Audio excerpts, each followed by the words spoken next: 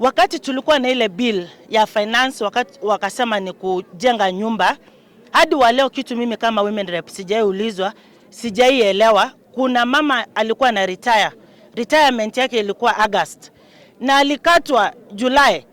Sasa sijui mama atapata nyumba siku gani na amekatwa pesa ya mwezi moja. Serikali mngetuambia tu mara moja tunatafuta pesa. Tusidanganye tu una contribute kuja kupata nyumba. That was a very wrong strategy. Hata hii mnapanga ya kukata NHIF. What informs that? Mnapata kweli maoni kutoka kwa wananchi. Watu wanaumia. Yes, they tax them on everything. But they are taxed because wanapata pesa mzuri. Sasa hapa Kenya mtu anapata salary ya 8,000 anakuwa taxed vitu juu huwezi sema hiyo mshahara tukuji.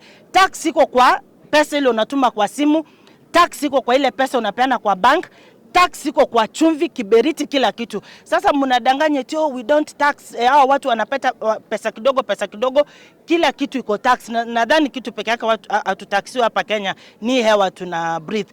Ingekuwa inaweza kuwa tax, I'm telling you, hiyo ndio wangekujia next. Asante. Information is power. Kwa hivyo ishatoka nje.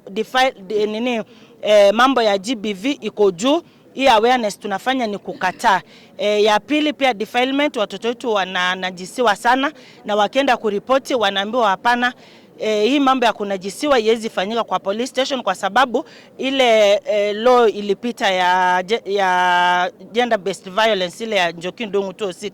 Mtu anaweza fungwa miaka 5 hadi 20. Sasa watu wanaogopa kwenda kwa polisi kuripoti, more especially wakati wa watoto wamenajisiwa na ma relatives.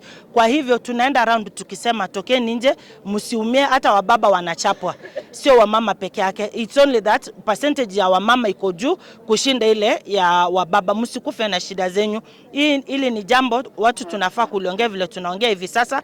When we set the agenda, we are good to go kushinda saa zile watu wamekaa awaongee ile shida na wasumbua. Na pia watu ambao wako na disability pia wako na shida mingi.